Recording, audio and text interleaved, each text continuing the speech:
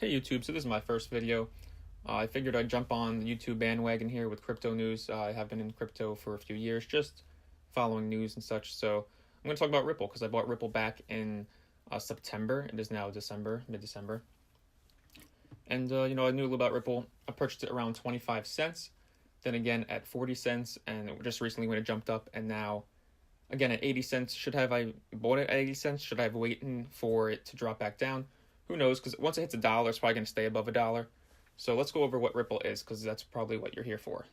So what Ripple is doing is they're solving a problem. If you read right here, this is just genius what they wrote here on their website. In a world where 3 billion people are connected online, cars drive themselves, and appliances can communicate, global payments are stuck in the disco era.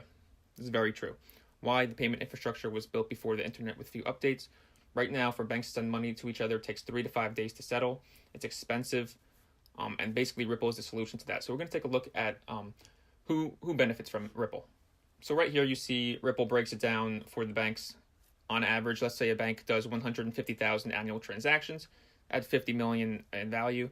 So you come over here on the right side, annual savings $500,000. Well, obviously most banks do more. Big banks do more than 150,000 transactions a year and much more than 50 million in transactions. Now we're going to move this to 10 million.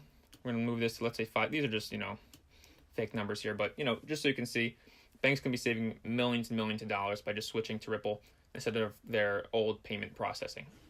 Now you may be wondering, well, is Ripple just some crappy coin? No, Ripple actually has business with a lot of big banks in America and throughout the world. We have Santander, UBS, American Express. You can see these are major corporations. There is a rumor out there right now that Amazon may be partnering with Ripple. That would be huge. And of course, that would drive the price up a lot. But again, that's just a rumor. Just look into that if you want to look up on the somebody from Ripple actually did an interview. He may have been the CEO, I'm not sure. But I just saw a quick video online that it seemed that the interviewer was hinting that they may have a partnership with Amazon coming out. They do have big news coming out, 2 big announcements they mentioned. So Bitcoin is still the king, sitting at number 1. Ethereum's number 2. Bitcoin Cash was actually passed the other day by Ripple. When it passed 80 cents, it was around 85 cents. And you can tell the market cap is $30 billion. Again, it was half that just a few days ago when it was at 40 cents. So now it went from 15 to 30 billion market cap. I think right now what's happening is, it's kind of obvious. Bitcoin is at 18,000. The media is driving people are buying Bitcoin. They don't even know what Bitcoin is. So Bitcoin slowed down for a few days, as you saw, and everybody started pouring tons of money into all these altcoins.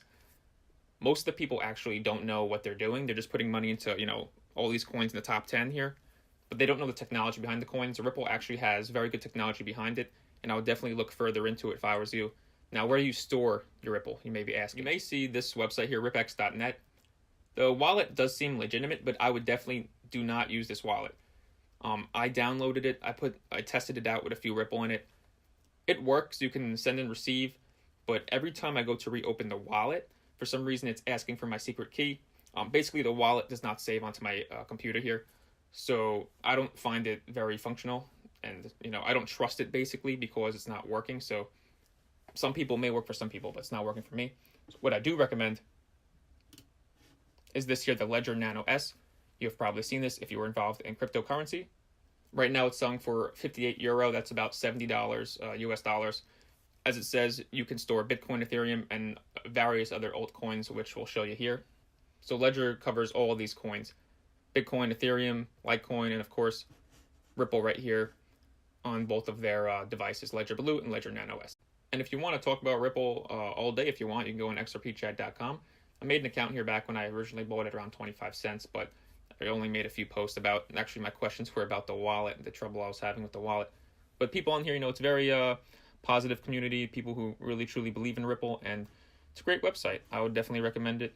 I don't get paid to say anything like this, obviously. I just recommend, this community is very positive. People, they make jokes, how they're going to get rich off of this, but, that's what happened with Bitcoin, and now everybody's, if you bought 1,000 Bitcoins back when it was a penny, now you're living in a mansion somewhere.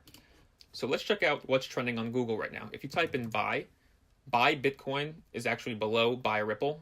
So that's huge, guys. Buy Ripple, it has more searches right now than buy Bitcoin because of the price increase the other day, 90%, and I believe in one day it was. But regardless, I would definitely get into Ripple because it's going to go over $1, obviously. So if you get it now, maybe if it's around 75 cents right now, throw some cash into that. And by the time it's going to be maybe $2. I mean, it's going to be slow. You know, you do have to understand the market cap here. The circulating supply is actually 38 billion coins. Bitcoin has 16 million.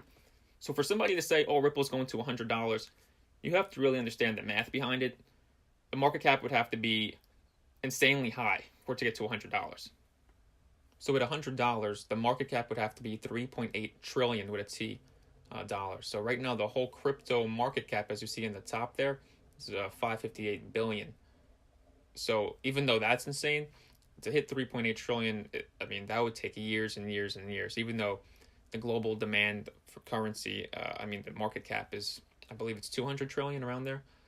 So crypto obviously took a big chunk out of that. But look at where Bitcoin is sitting, 311 billion. I mean, Bitcoin will eventually hit 1 trillion in market cap. There really is no stopping Bitcoin right now. It's at 18,500.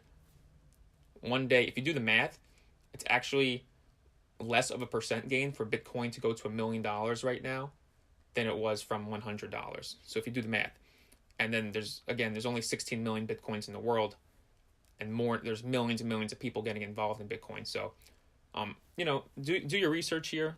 My main investments right now are Bitcoin and Ripple.